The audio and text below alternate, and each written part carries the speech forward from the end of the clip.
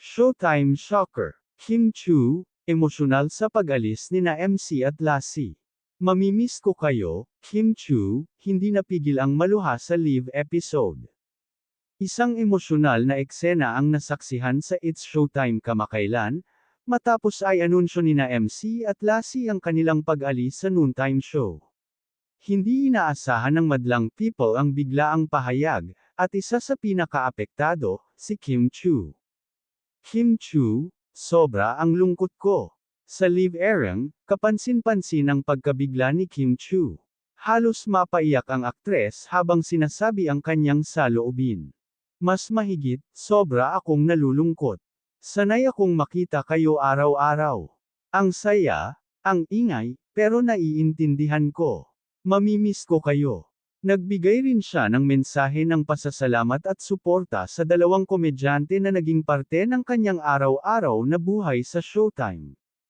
Kung saan man kayo dalhin ang bagong journey nyo, always remember, may pamilya kayo dito sa Showtime. Bakit nga ba sila umalis? Ayon sa dalawa, may mga bagong opportunities na darating sa kanila, kabilang ang bagong shows, commitments, at possible international gigs. Bagamat masaya sa bagong kabanata ng kanilang career, hindi rin nila maitago ang lungkot sa pamamaalam. Masakit din sa amin to. Pero kailangan na naming harapin ang bagong challenges, pahayag ni Lassie. Madlang people, nagpakita ng suporta. Trending agad sa social media ang hashtag #WeWillMissMindLassie at #KimChu, matapos ang emosyonal na moment.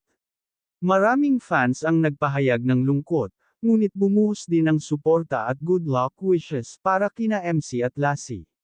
Habang may mga pamamaalam, may bagong simula. At sa puso ni Kim Chu, at ng buong Showtime family, hindi mawawala ang alaala ng tawanan at bonding kasama sina MC at Lassie.